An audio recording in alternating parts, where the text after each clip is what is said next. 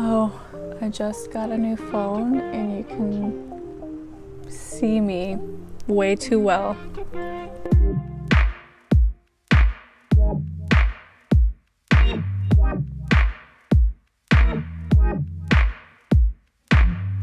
Hey, it's me. So today, as you can tell from the title, I am starting a new series.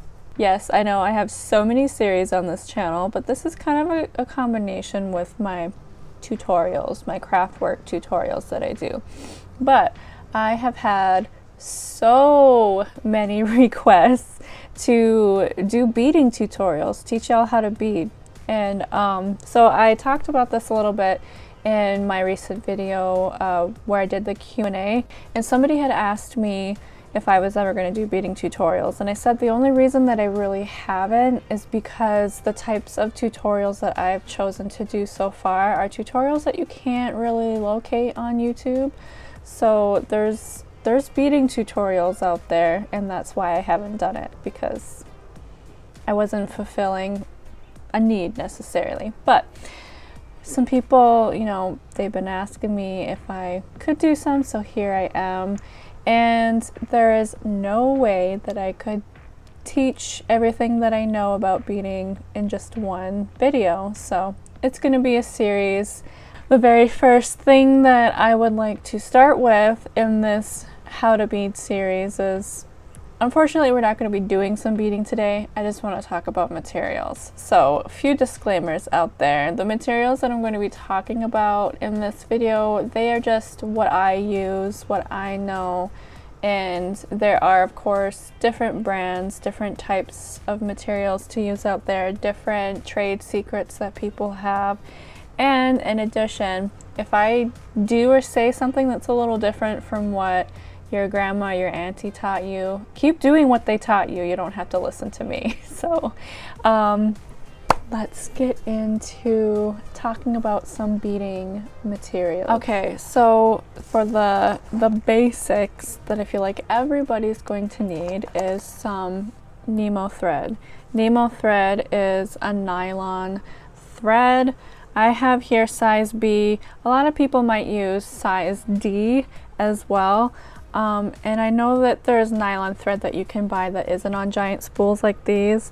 You should be able to get it at, like, you know, a Walmart or something local to you if you don't have access to something like this. But this is what most beaders use, are these giant spools of Nemo thread. They also come in black as well. I don't have any black thread, but you know, soon. And this has had quite a bit used on it. Like, if you can see right here is where it was before. I've made a lot of projects with just this spool.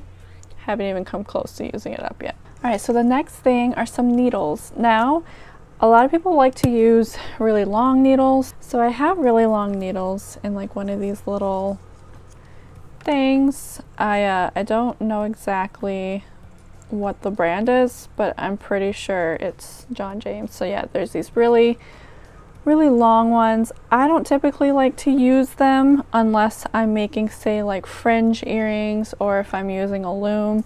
I like to use shorter needles. So typically I use the size 10 here because I bead with size 11 beads. You could use size 11 needles for that, but I like to use a size 10. I have an example of a size 10 right here. Let's see if I can, yeah, so teeny tiny. And speaking of teeny tiny, the only other size beads that I have are size 13, and so I'll use these for if I'm working with extra small beads, like size 13 beads. And then the next thing you'll need is a lighter. So nylon thread is like a plastic. Nylon's like a synthetic plastic material. So what I like to do is just burn the ends. A lot of people will tie them and then burn the ends. Whichever you want to do is fine, but when you use a lighter, it'll create a little ball, and that way you can like finish off the string. All right, next item is some beeswax. So mine just looks like this because the type of like little device that I had, like, it was a lot bigger, and then I ran my thread through here. Can't do that anymore. But yeah, some beeswax. You just take your thread and you run it along the beeswax a few times, and that does a few things. It conditions it so that you know, you're putting a nice strong wax onto your thread will make it not fray, because nylon will fray. So that's good for while you're working on the project, so you're not damaging your thread while you're beading through the act of driving the thread through whatever material you're beading onto. And also the length of time to extend the life of your project, especially if you're working on regalia, because, you know, it's in the sun, it might get wet from rain, you're dancing in it, you're putting some great wear into your work, so it makes it stronger. In addition, while you're doing the beading, the wax will make it so that the thread doesn't tangle as easily, which is a great thing.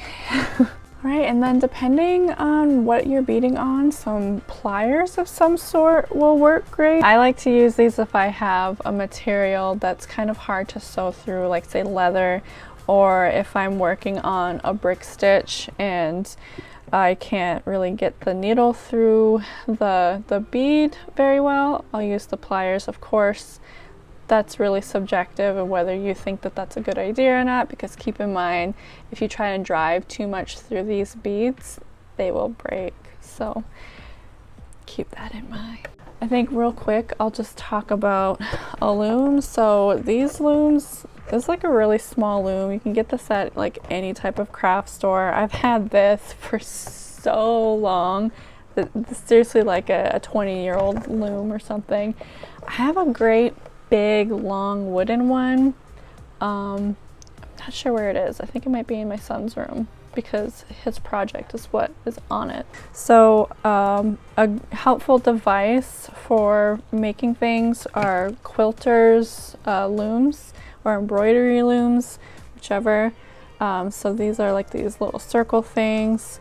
You stick the material in between them and then tighten it here. I have a larger one. I just, it's somewhere in my pile of crafts over there, so I can't find it. And it's wooden, so you can either get plastic or wooden ones, and they're fairly cheap. Like the plastic ones are more expensive, I think, with the wooden ones. Like the giant one, it was like $1 or something. And of course those are if you're working on something smaller, like an earring or a medallion or a hairpiece or something. Now if you have something larger, like say a moccasin, this actually hasn't been open yet, but a quilt and go lap frame. It's basically a large frame that you put the material through, these like, and then these will hug a pipe. So these are great. Like I said, this specific one hasn't been opened, and that's just because I could not find where in the craft store it was located while I was making my moccasins and stuff. So I found and bought this after I had already finished my moccasins and my leggings, but you know, I have it now so I can use it for the next big project that I need. But you find these not in the notions sections like I thought you would, or by the embroidery looms. You find these like in the quilting notions, which I don't know if it's the same in all the craft stores, but in Joann's they have their own notions section. So quilt lap frame, great.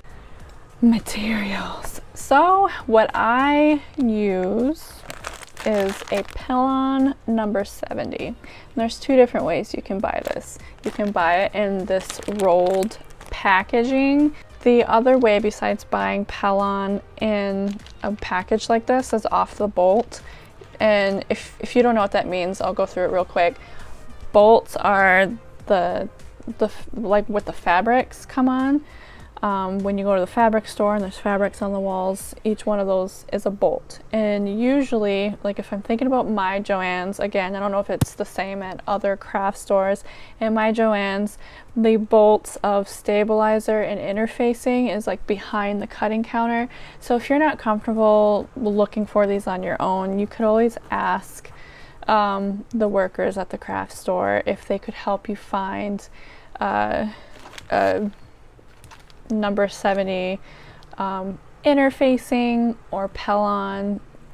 It's kind of interchangeable, whichever.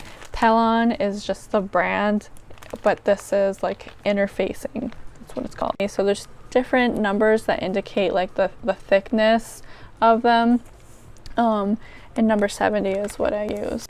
It's a nice thick material and it's nice and dense with fibers, which is good because then that it's a nice strong base for your beadwork, because you are going to be you're going to be driving needles and threads through these a lot.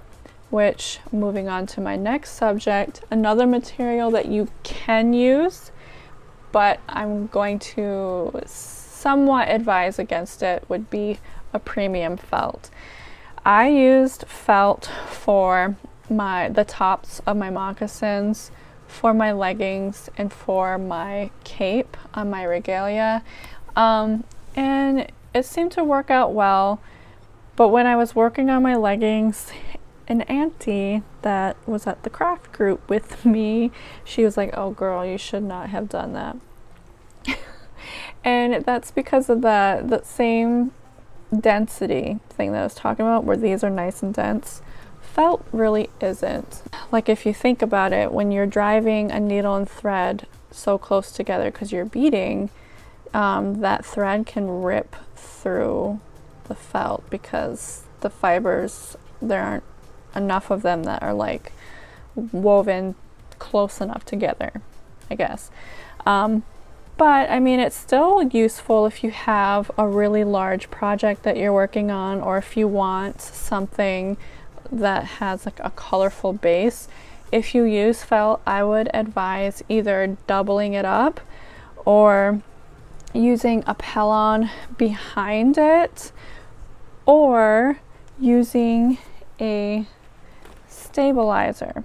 So this is what I used for my leggings when I used felt, which is a little thicker than the Pellon, but this right here is fusible on both sides. It's double fusible stabilizer, and it's basically just, that means it's got like little glue dots on either side, and when you use a hot iron, after placing a material on it, then those little glue dots will melt and then make the material stick to your stabilizer. So this is not something that I suggest beading directly on, obviously, but it's really good for placing on the back of certain items in order to make them really thick.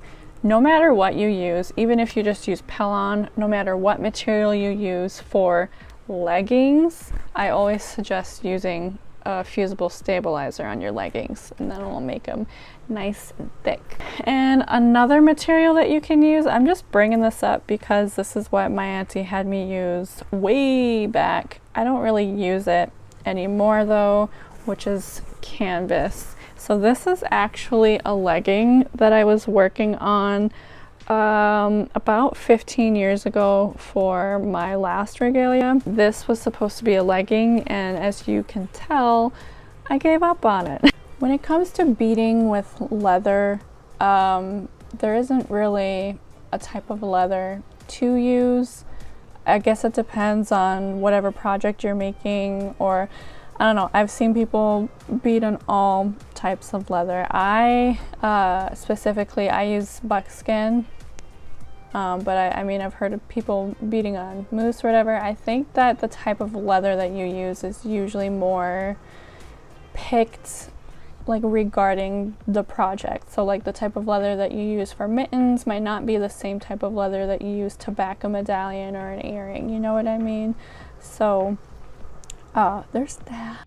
The type of leather you use might actually be as much a part of the artwork as the beadwork as well, and therefore what makes the item special. For example, moose hide might be more expensive and harder to come by than, say, buckskin, and thus increases the value. That's indigenous economics for you. Okay, now for making your products nice and thick, as well as drawing your design, a tearaway stabilizer is also good. So yeah, this is the brand Sulky or Stiffy. Is it Sulky or I think it's Sulky. And maybe this is called a Stiffy, I don't know. It's a crisp, firm tearaway stabilizer.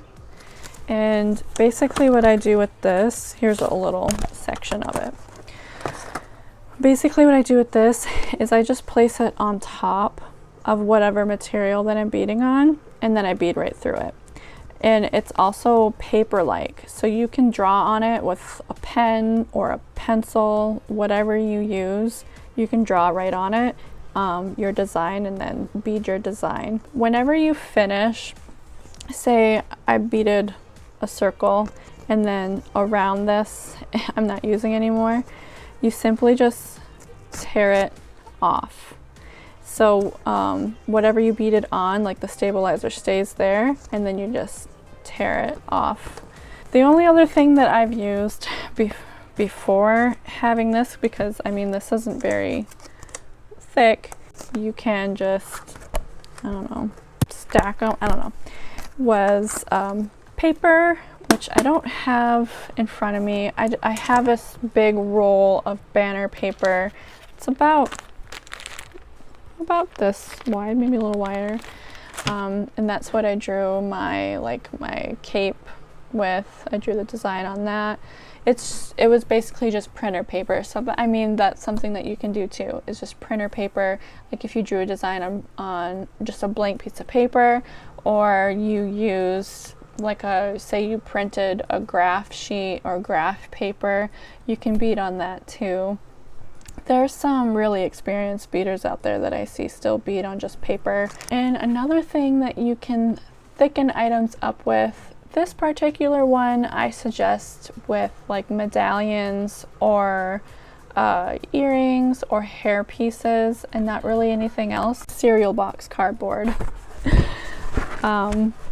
I don't know who taught me this, but this seems to be kind of a common trade.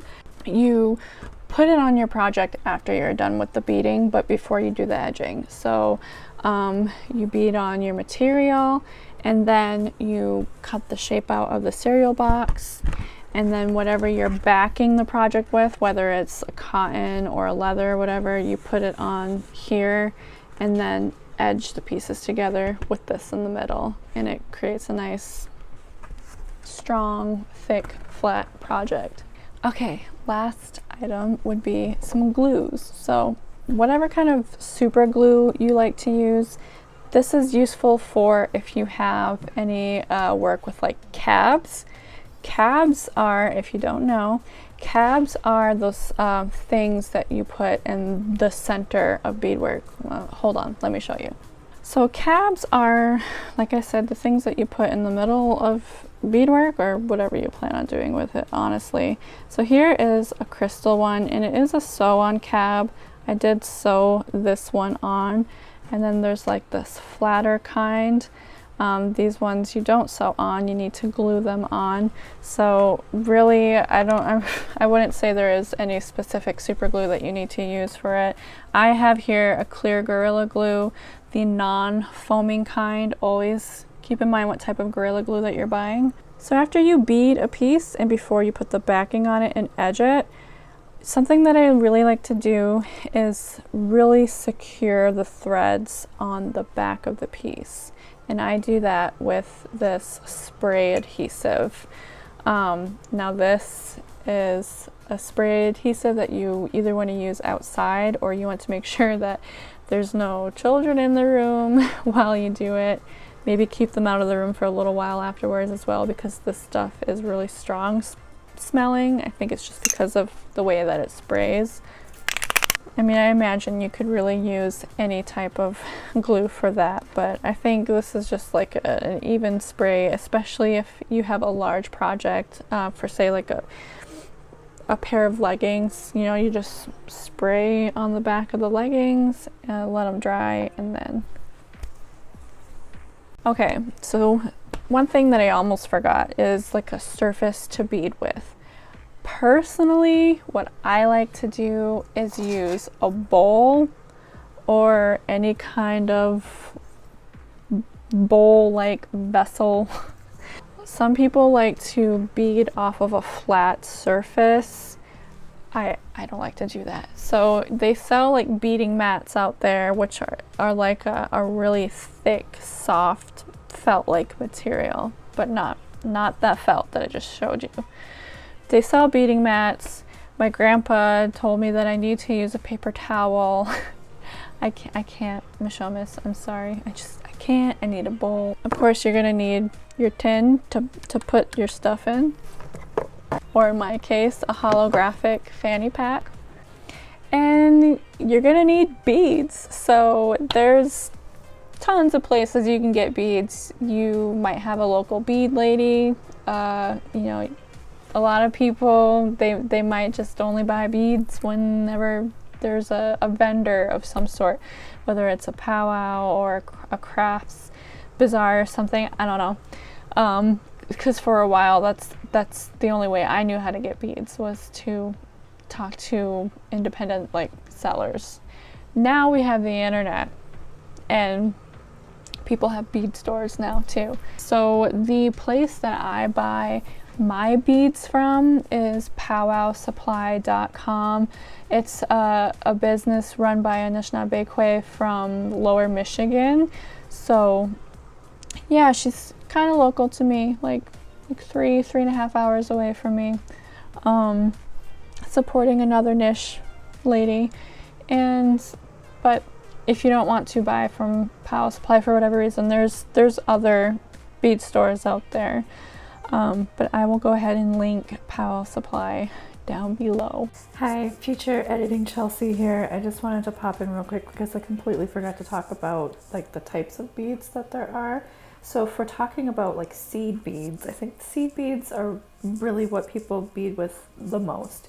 And typically when you see them, they're size 11. That's usually what I bead with. If you're a beginner, maybe try a size 9. They're just a tad bit bigger. But there's also bugle beads, which are the long, skinny ones. There's pony beads or crow beads, whichever you want to call them. Those are like the really big seed beads. There's also like 2 cuts and 3 cuts. So those are the ones that are, they'll be like really nice and shiny, but they're not very good for like a brick stitch or a peyote stitch because they can actually rip the thread. And then there's delicas, which are shaped like a 2 cut or a 3 cut, but they're more rounded. They don't have sharp edges. So those ones you can use with brick stitch and peyote because they're not going to cut the thread. So I'm sure I missed some beads. Oh, fire polish beads. I don't know what their shape is called. Anyway, tons of beads out there. Go to powwowsupply.com and check out the different kinds of beads, man. Hi, just peeking in real quick because I forgot to mention something earlier. I also just briefly want to touch on hardware, but there's just so many different types of hardware that you need. But you know, clips for your hair pieces, hooks for your earrings, or like the little metal circle things to put your hooks onto your beadwork. There's also lots of different types of earring pieces. You know, there's the hooks, there's the fingernail posts, there's the studs. Yes, hopefully I didn't forget anything. Like I said, there might be things that you do differently or your family does differently, and I mean, if you're willing to share, put them in the comment section. I'd love to hear it. I'm sure others would like to hear it. And if I happen to forget anything, which I'm sure I did, I'll bring it up in whatever beading video that I do in the future. So I think what I will do for my first beading tutorial is just like a basic like earring where you go around a cab. Does that sound fun? Yes. I mean, I'll also teach how to make fringe earrings, brick stitch, peyote stitch. I'll teach how to bead designs because I have something coming up. Oh, and edging videos. I'll also be showing you lots of edging videos. Oh, and I'm not going to be releasing these videos back to back to back. I'll be releasing them slowly throughout time. I hope that's okay with you. So yes, I hope that was helpful or entertaining. I can't wait to finally give you what you wanted. And I'll see you on the next one. Bama Pigwamin.